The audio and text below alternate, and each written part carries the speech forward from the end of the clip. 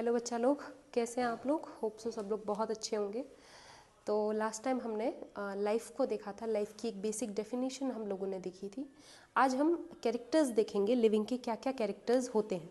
ठीक है, तो हम आज देखेंगे अपने लेक्चर्स में कैरेक्टरिस्टिक्स। किसके कैरेक्टरिस्टिक्स हैं ये? ऑफ लिविंग, कि भाई लिविंग बीइंग के क्या क्या कैरेक्टरिस्टिक्स हो सकते हैं, है ना बेटा? ठीक है, तो सबसे पहले लिविंग बीइंग के अंदर जो कैरेक्टर्स होते हैं बेटा, डिफाइन,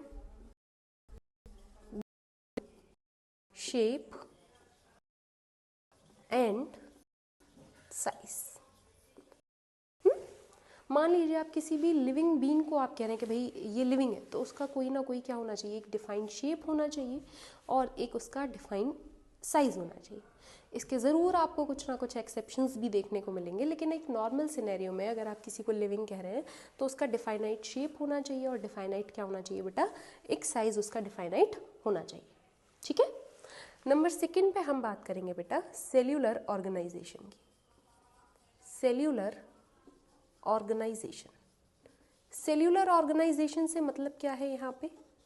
यहाँ सेल्यूलर ऑर्गेनाइजेशन से मीन्स है कि भाई अगर जब आप किसी लिविंग बॉडी को देख रहे हैं तो वो अपनी बॉडी को उसने कितना डेवलप किया हुआ है, उसका बॉडी का किस ग्रेड का ऑर्गेनाइजेशन उसकी बॉडी के अंदर।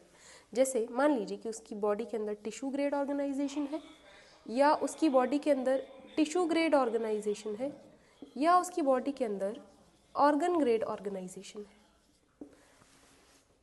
अगर मैं इसमें बात करूं तो जो सबसे सिंपल मोड ऑफ ऑर्गेनाइजेशन है वो आपका है सेल्यूलर मोड ऑफ ऑर्गेनाइजेशन या सेल्यूलर ग्रेड ऑफ ऑर्गेनाइजेशन। और जो सबसे कॉम्प्लेक्स है उसको क्या कहते हैं हम? ऑर्गन लेवल ऑर्गेनाइजेशन या ऑर्गन सिस्टम ऑफ ऑर्गेनाइजेशन। जो कैसा है बेटा? सबसे कॉम्प्लेक्स है। बात समझ में आ रही है? चलिए आगे फिर बात करेंगे इन दोनों के बाद। नंबर थर्ड पे हम किसकी बात करेंगे बेटा? होम्योस्टैसिस। मान लीजिए अगर आप किसी भी लिविंग बीइंग को ये बोल रहे हैं कि भाई वो लिविंग है, तो उसके अंदर क्या कंडीशन होनी चाहिए कि भाई वो अपनी बॉडी का जो टेम्परेचर है उसको वो मेंटेन करे। बात समझ पा रहे हैं? अगर मान लीजिए वो होम्योस्टेटिस की कंडीशन में, जैसे कि हम किस कंडीशन में आते हैं बेटा, किस कैटेगरी में आते हैं? होम्योस्टेसिस की कैटेगरी में आते हैं। दैट मीन्स कि हमारी बॉडी का जो टेम्परेचर है या वो कैसा रहना चाहिए? हमेशा कॉन्स्टेंट। कैसा रहना चाहिए बच्चे? कांस्टेंट रहना चाहिए। जैसे कि अगर आप बात कर लीजिए, किसकी बात करते हैं आप? हमारी बॉडी का नॉर्मल टेम्परेचर क्या रहना चाहिए? 37 डिग्री सेल्सियस होना चाहिए कि नहीं होना चाहिए? तो अगर मान लीजिए कभी बढ़ता है या घटता है तो कॉमन सी बात है कि बॉडी की जो अवेलेबिलिटी, जो रिएक्शंस है वो क्या हो जाती है? पूरी तरीके से डिसबैलेंस हो जाती है। और जब वो रिएक्शन डिसबैलेंस हो जाती है तो आप क्या कहने लगते हो? वही कि आपकी तबीयत खराब हो गई। जैसे बड़ा कॉमन एग्जाम्पल है, अगर हल्का सा भी टेम्परेचर इससे बढ़ जाए 37 से, तो आप क्या कहते हो? बुखार आ गया भैया आपको। बस समझ पा रहे हो? नहीं समझ पा रहे हो? ऐसे ही कुछ ऑर्गेनिज्म होते हैं जिनको आपको एक और बात इसमें याद रखना, होम्योस्टैसिस में जिन ऑर्गेनिज्म का जो टेम्परेचर है हमेशा कांस्टेंट रहता है ना, उनको आप क्या कहते हैं? Warm blooded organism. क्या कहते हो बेटा? Warm blooded organism. एग्जाम्पल में क्या याद रखोगे? अभी अपना ही याद रख लेना, ह्यूमंस का। ठीक है, दूसरा केस याद रखना, पोइक्योथर्मिक। क्या याद रखोगे बच्चे? पोइक्योथर्मिक। ये ऐसे ऑर्गेनिज्म होते हैं जिनकी बॉडी का जो टेम्परेचर है ये कांस्टेंट नहीं होता। ये कांस्टेंट क्या होता है? नहीं होता। कैसे होते हैं बेटा इन ऑर्गेनिज्म को? क्या कहते हैं हम? Cold blooded organism. क्या कहते हैं बच्चे? Cold blooded organism. इसमें एग्जाम्पल क्या याद रख लोगे आप? इसमें याद रख लेना एग्जाम्पल फ्रॉग। और इसमें एग्जाम्पल क्या याद रख लोगे? इसमें एग्जाम्पल याद रख लेना आप ह्यूमन का। मेरी बात समझ पा रहे हो? नहीं समझ पा रहे हो? क्लियर है यहाँ तक? चलिए आगे बात करती हूँ आपसे। Next, protoplasm. प्रोटोप्लाज्म, कि भाई जब भी हम किसी लिविंग बॉडी की बात कर रहे हैं तो उसके अंदर कैरेक्टरिस्टिक फीचर और क्या होना चाहिए कि उस सेल के अंदर क्या होना चाहिए? प्रोटोप्लाज्म होना चाहिए। ठीक है, तो ये बहुत बहुत बहुत बेसिक बात है जो आपको पता होनी चाहिए कि भाई लिविंग के अंदर ये सब चीज़ें होनी ही चाहिए। नेक्स्ट देखिए ज़रा सा, सेल्यूलर स्ट्रक्चर। कि भाई जब आप किसी लिविंग बीइंग की बात कर रहे हैं तो उस लिविंग बीइंग के अंदर आपको क्या देखना हो, क्या पता होना चाहिए कि उस लिविंग बॉडी के अंदर क्या और होने चाहिए, डिफरेंट काइंड के सेल स्ट्रक्चर्स प्रेजेंट होने चाहिए। कौन कौन से सेल स्ट्रक्चर्स होते हैं भाई? बहुत सारे होते हैं बेटा, आप लोगों ने पढ़ लिए होंगे ऑलरेडी। जैसे कि क्या क्या होता है बोलिए ज़रा सा। जैसे कि साइटोप्लाज्म, अरे होता है कि नहीं होता साइटोप्लाज्म? अरे होता है कि नहीं होता, है ना। माइटोकॉन्ड्रिया, गोल्गी बॉडी, है ना, endoplasmic reticulum, smooth endoplasmic reticulum, ribosome, lysosome. तो ये सारे के सारे क्या हैं? सेलुलर स्ट्रक्चर्स उस सेल में प्रेजेंट होने चाहिए, है ना। बात समझ रहे हैं ना। Next, genetic material. Next, genetic material कि भाई किसी भी लिविंग बीइंग के अंदर अगर आप उसे लिविंग कह रहे हैं तो उसके अंदर जेनेटिक मटेरियल होना चाहिए, आनुवांशिक पदार्थ होना चाहिए। तो आनुवांशिक पदार्थ या तो डीएनए होगा किसी ऑर्गेनिज्म में, या क्या होगा बच्चे? या आरएनए होगा। यही दो चीज़ें होंगी, इट में बी डीएनए और इट में बी आरएनए, इसके अलावा कुछ और तो नहीं देखने को मिलेगा।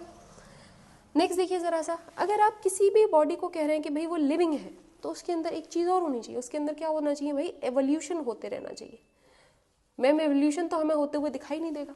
ऑफ कोर्स एवोल्यूशन एक बहुत स्लो टर्म प्रोसेस है जो आपको अभी होते हुए नहीं दिखाई देगा, लेकिन आपकी आने वाली जो जनरेशन है उनमें एवोल्यूशन आपको पता लगेगा, लेकिन तब तक तो आप नहीं रहोगे। लेकिन आप नहीं रहोगे पर एवोल्यूशन तो होगा ना, है ना।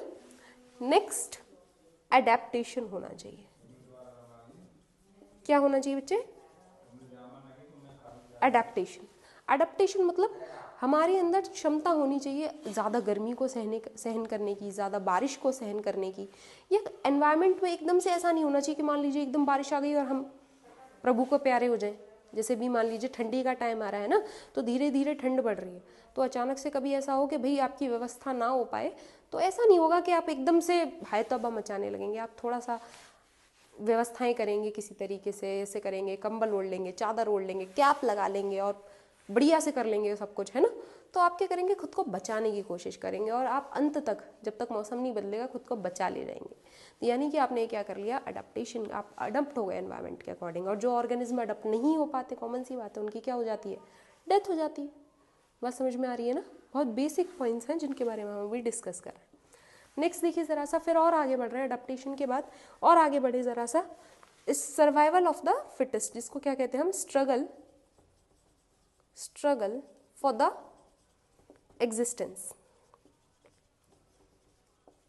एग्जिस्टेंस। यानी कि हर ऑर्गेनिज्म को क्या करना चाहिए? अपने स्ट्रगल, अपने आप को बचाने के लिए, खुद को जिंदा रहने के लिए क्या करते रहना चाहिए? स्ट्रगल करते रहना चाहिए। जितने ज़्यादा आप स्ट्रगल करेंगे उतना ज़्यादा आपके सर्वाइवल के चांस बढ़ते चले जाएंगे। बात समझ में आ रही है कि नहीं आ रही है? नेक्स्ट देखिए, कोई भी लिविंग ऑर्गेनिज्म जब आप उसे देखते हैं तो उसका एक बेसिक कैरेक्टर्स ये भी है कि उसकी क्या होती है? एक पर्टिकुलर लाइफ साइकिल होती है भाई, है ना। जैसे आप ह्यूमन में देख लीजिए, वो क्या है? एक बेबी है, बेबी की फॉर्म में एक अडल्ट है, और अडल्ट के बाद वो ओल्ड हो जाता है एंड देन उसकी डेथ हो जाती है, होता है कि नहीं। तो हम एक लाइफ साइकिल परफॉर्म करते हैं। हर ऑर्गेनिज्म की अपनी खुद की एक लाइफ साइकिल होती है जिसे वो खुद परफॉर्म करता है ना। दूसरा देखिए ज़रा सा, ग्रोथ। जब भी आप किसी ऑर्गेनिज्म को देखते हैं तो वो क्या कर सकता है? खुद की ग्रोथ कर सकता है ना। ग्रोथ मतलब वो अपनी जो बॉडी है उसके अंदर जो सेल्स हैं उनके साइज को डिवाइड, उन सेल्स को मल्टीप्लाई करके उनके नंबर को बढ़ा सकता है, जिससे जो ऑर्गेनिज्म है उसका साइज बढ़ेगा, है ना। दूसरा देखिए ज़रा सा, रिप्रोडक्शन। क्या बोला मैंने बच्चे? रिप्रोडक्शन।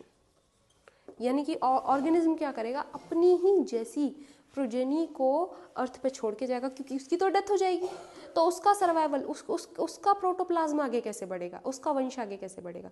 तो वो क्या करेगा कि भाई वो अपनी ही जैसी संतानों को यहाँ छोड़ के जाएगा, और इस प्रोसेस को, इस मैकेनिज्म को हम क्या कह देते हैं बच्चे?